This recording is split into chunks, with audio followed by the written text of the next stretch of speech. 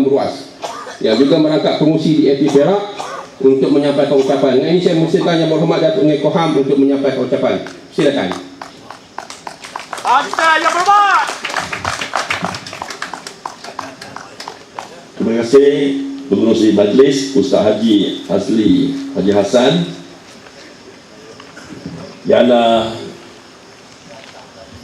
Menteri Besar Pilihan Rakyat Dato' Sri Engineer Haji Miza Zamaluddin, Saudara Mazlan Alimin AJK PAS Pusat, Saudara Dr. Haji Khairuddin bin Dato' Haji Abdul Malik, Setia Usaha Pakatan Rakyat Negeri Perak, YDP Kawasan Beruas Ustaz Samad Naiman, dan Tuan Haji Raja Roslan bin Haji Raja Yaakob, Ketua PAS Cawangan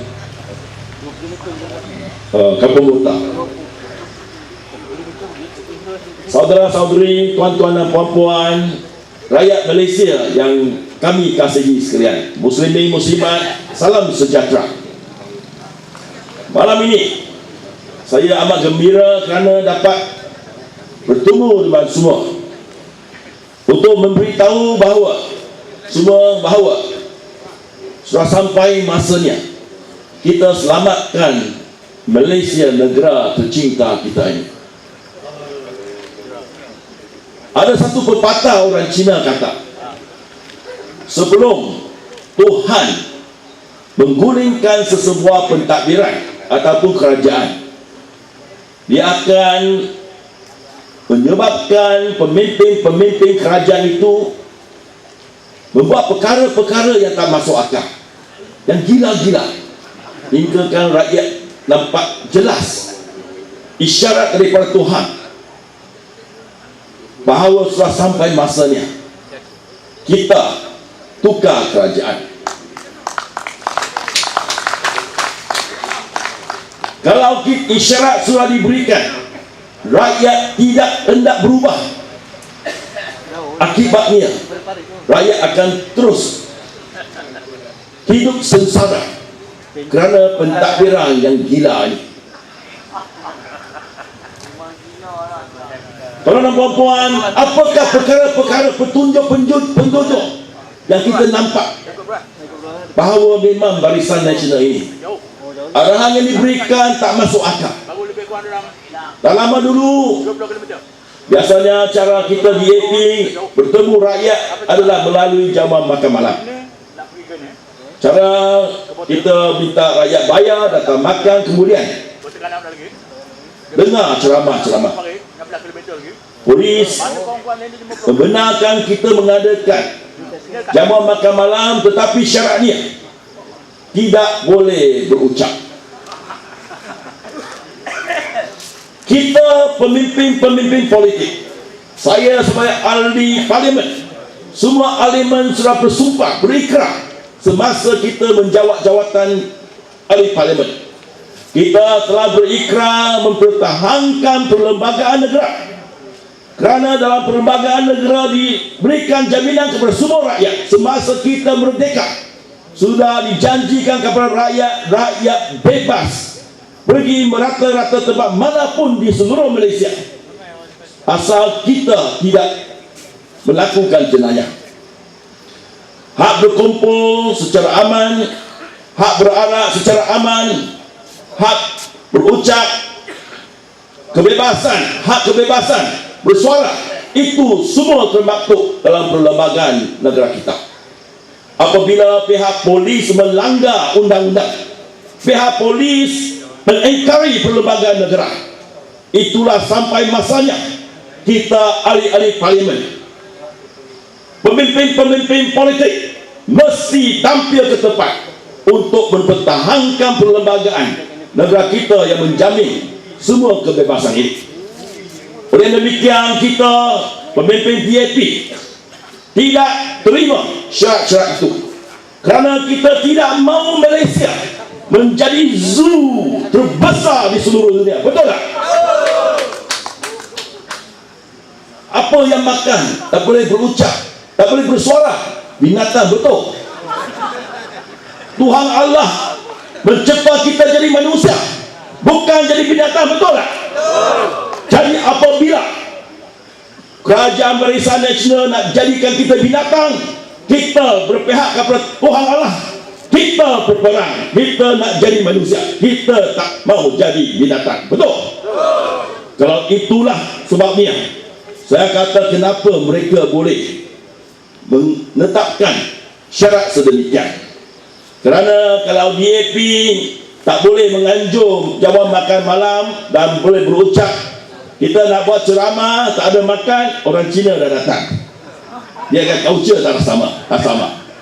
Jadi selain daripada itu, kita tahu bahawa lagi satu perkara yang tak masuk akal, rampasan kuasa di negeri Perak. Tuhan telah berikan kepada kita penunjuk yang begitu jelas. Di mana-mana negara demokrasi, kalau ada mana-mana apa-apa skandal, kalau ada apa-apa kesilapan yang dibuat oleh menteri-menteri, mereka akan mohon maaf kepada rakyat dan kemudian meletak jawatan mengundur diri. Seperti yang berlaku sekarang di England, United Kingdom.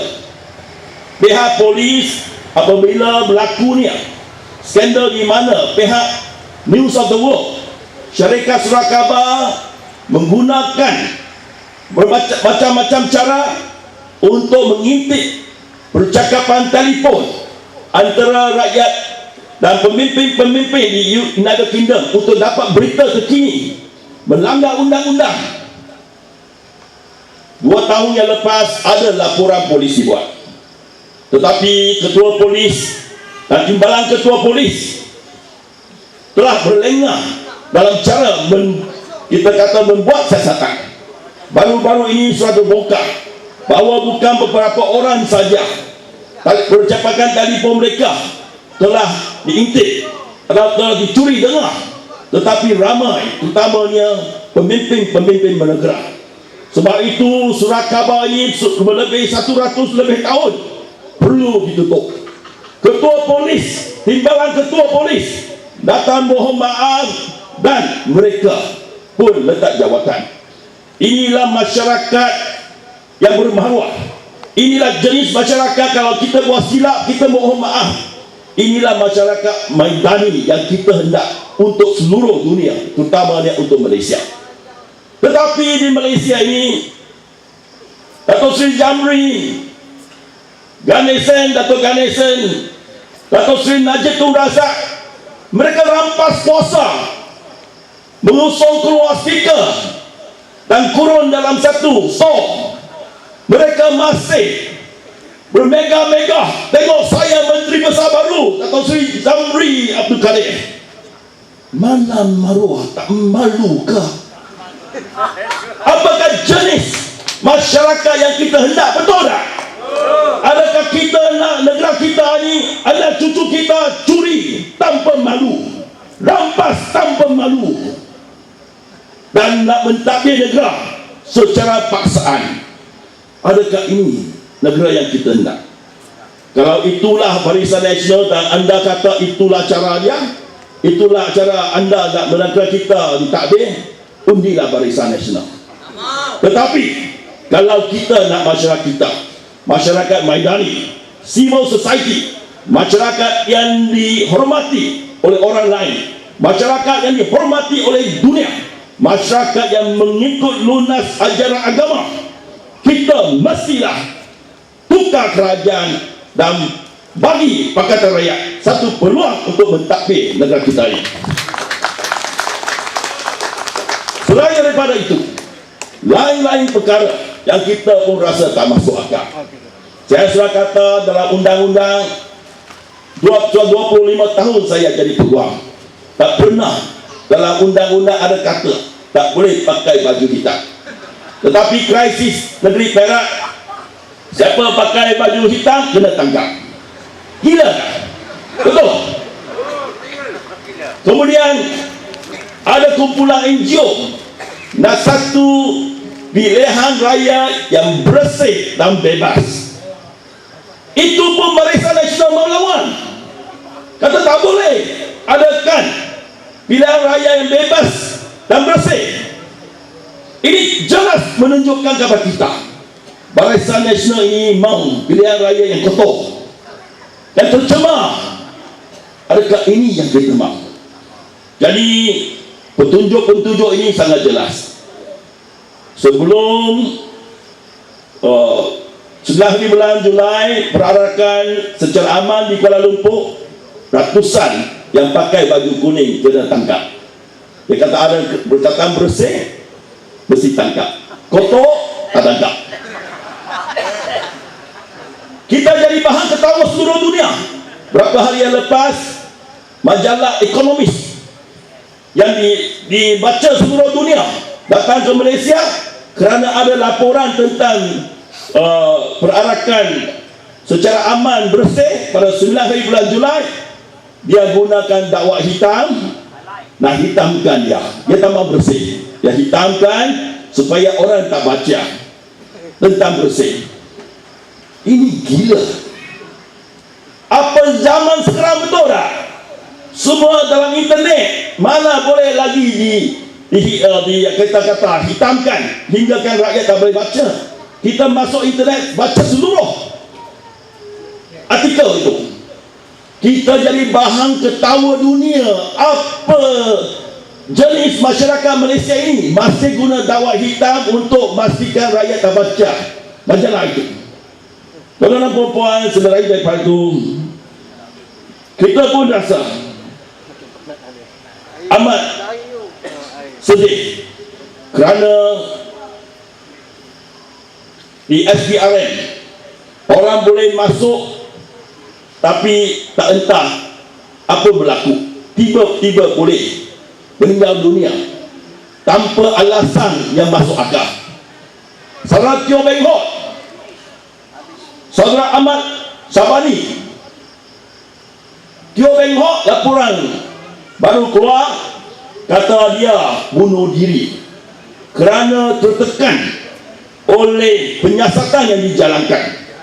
Dikatakan sudah 3 kali dia didesak melalui cara-cara kita penyiasatan yang memberikan tekanan jiwa.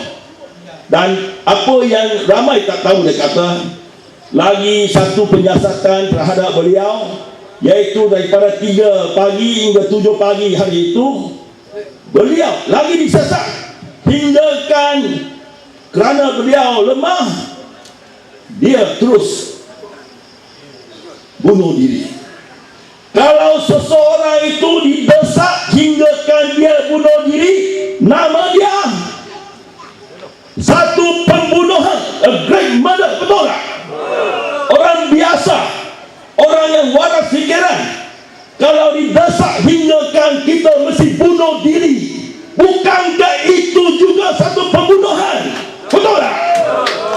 Tetapi Royal Commission ini, dia nak gunakan perkataan yang lembut sikit. Dia kena terdesak, kemudian dia bunuh diri. Begitu jugalah dengan saudara Ahmad Sabani, Syabini. Dia pun baik-baik masuk, tiba-tiba jumpa mati. Apa yang berlaku ni? Bolehkah kita terima SPRM kerja yang utama siasat rasuah, tetapi sudah macam di tangan dia sudah banyak pembunuhan. Kita pun tertanya-tanya di Malaysia. Saya kesian keluarga 2 anggota polis yang dihukum untuk digantung mati. 2 anggota polis Melayu ini langsung tak kena. Perempuan Mongolia ni Autantuya, siapa dia? Kalau saya tak kenal sama you, takkan saya bunuh, betul tak? Tiba-tiba anggota polis jadi mangsa. Dia dikatakan membunuh Autantuya. Mereka ni mesti digantung sampai mati. Apa akan berlaku pada keluarga mereka? Ketidakadilan telah berlaku kepada isteri dan keluarga mereka, betul tak? Begitu juga cara Amirul Rashid ditembak mati, seorang budak belasan umur. Banyak lagi. Tuan-tuan dan puan-puan, oleh yang demikian, kita tahu negara kita ini memang sudah teruk. Barisan Nasional sangka kalau saya boleh kuasai hakim-hakim Malaysia, saya akan terus berkuasa. Itulah yang berlaku. Hinggakan ramai antara hakim-hakim Malaysia tidak lagi dihormati oleh rakyat, dan kita tidak ada kepercayaan kepada hakim-hakim kita.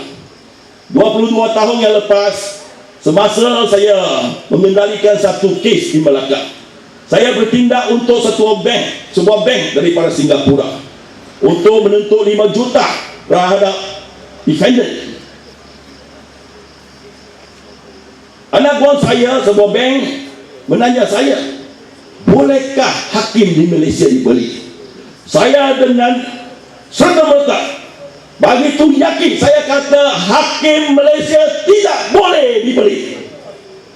Itu 22 tahun yang lepas, sebelum krisis Tun Saleh Abbas dipecat. Hari ini kalau tanya, saya tak ada keyakinan, saya tak akan menjawab begitu sekarang. Ada kawan saya kata ada senarai hakim-hakim yang sedang ambil rasuah. Tuan-tuan dan puan-puan, ada orang kata dalam masyarakat kita memang ada orang baik, ada orang beriman, ada orang yang memang kita mesti percayai, termasuk peguam. Kalau semua transaksi ataupun cara hidup kita boleh berterusan, kalau kita was-was setiap kali, kita tak boleh hidup dengan secara lancar. Tetapi ada suatu pepatah mengatakan, orang yang terakhir sekali kita tidak boleh hilang keyakinan ialah hakim-hakim. Kita tahu orang agama ramai, semua baik, banyak yang baik, tapi ada juga orang beragama yang salah guna agama. Kita tahu ada peguam semua baik-baik, tapi ada juga peguam yang salah guna kedudukan mereka untuk menipu.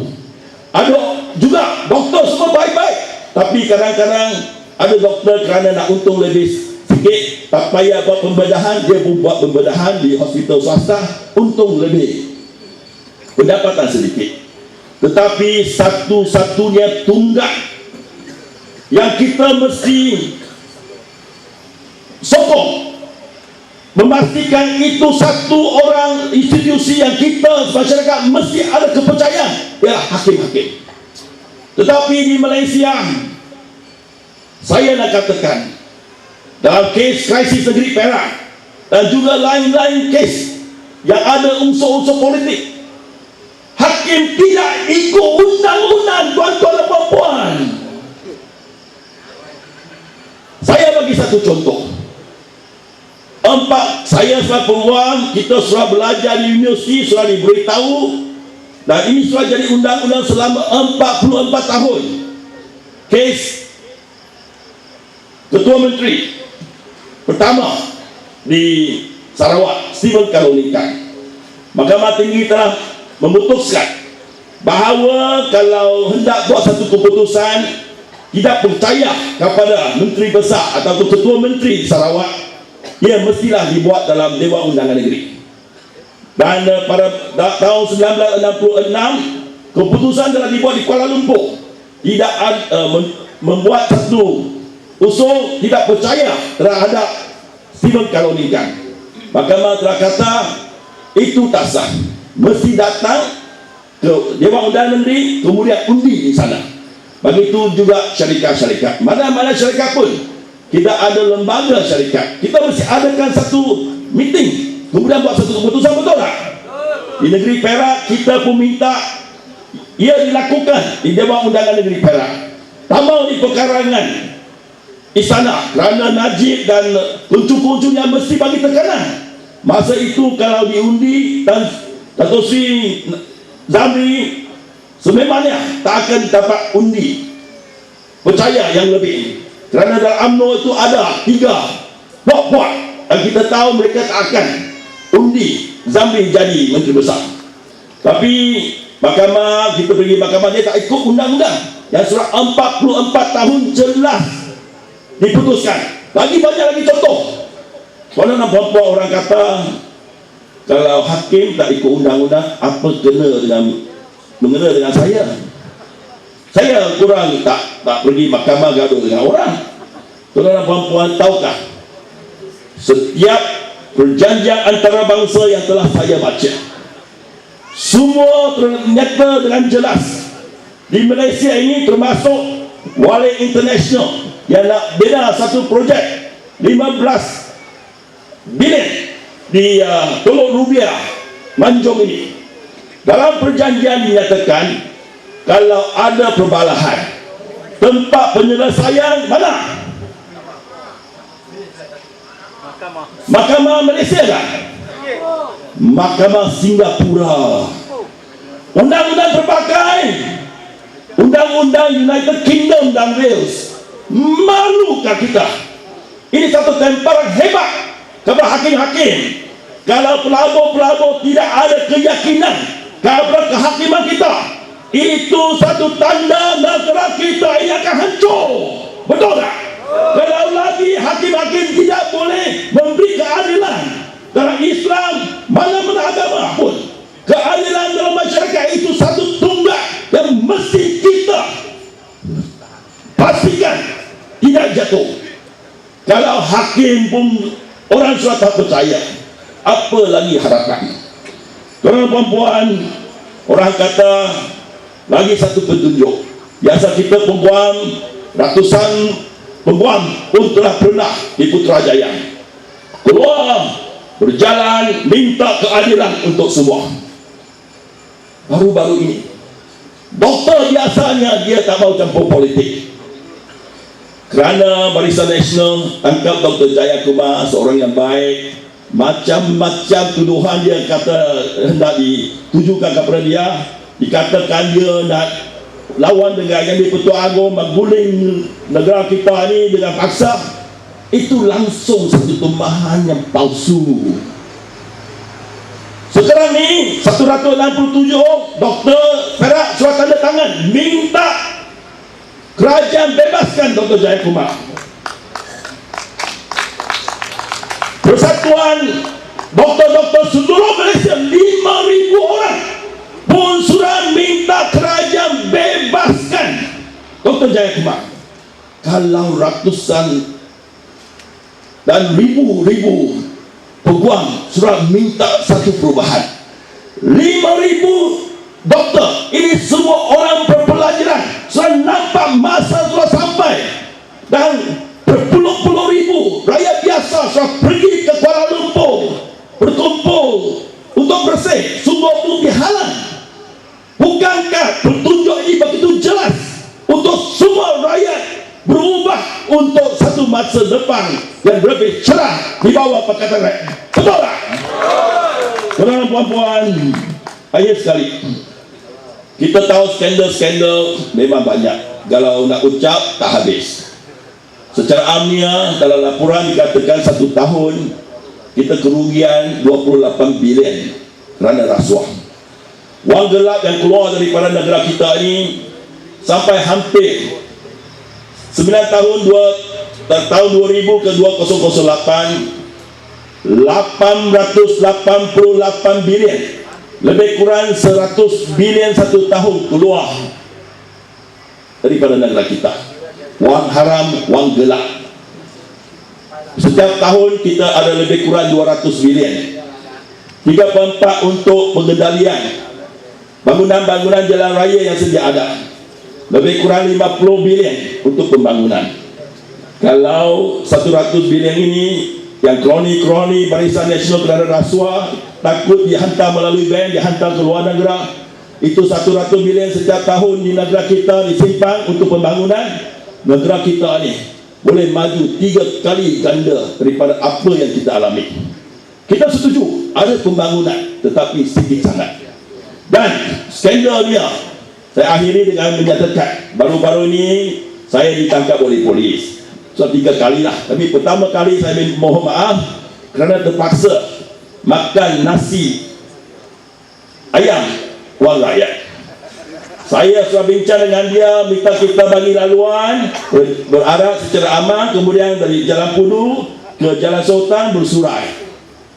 Mula-mula dia setuju, kemudian dia kata mesti kumpulan, kemudian dia kata saya nak tangkap. Saya pun ditangkap 7 jam. Masuk, saya sangka dalam lokal ada nasi, ada 1 ketuk ayam, 1 botol kecil air. Saya pun rasa memuaskan lah. Takkan di lokal mau makan yang kita kata yang baik-baik kan. Tetapi saya marah apabila kerajaan kata dia layan kita dengan baik. Setiap orang dia gunakan RM25. Ini pun mau rasuah. 1 mangkuk nasi, 1 ketuk ayam, 1 botol kecil. Saya sangka di Peruas lebih 3,5 boleh belilah. Kuala Lumpur mungkin RM5 lah. Jangan RM25, 5 kali ganda. Betul tak? Oleh demikian, tuan-tuan dan puan-puan, sudah sampai masa kita buat perubahan. Kalau tidak, negara kita akan hancur dan masa depan rakyat kita akan teruk. Kita bukan lawan polis, kita bukan lawan SPRM, kita bukan lawan hakim, kita bukan lawan agensi-agensi kerajaan. Sebenarnya kempen kita nak mertabakkan institusi polis, kita nak mertabakkan institusi kehakiman, kita nak mertabakkan institusi SPRM. Dan semua institusi Malaysia ini mesti dimertabakkan supaya kita ada sebuah negara yang sistem yang baik dan rakyat dapat menikmati keadilan, kebebasan dan kemewahan dan keamanan. Oleh demikian, tuan-tuan dan puan sekalian, ucapan saya, thank you very much. Terima kasih. Nandri Wadakam. Saya tanya. Terima kasih.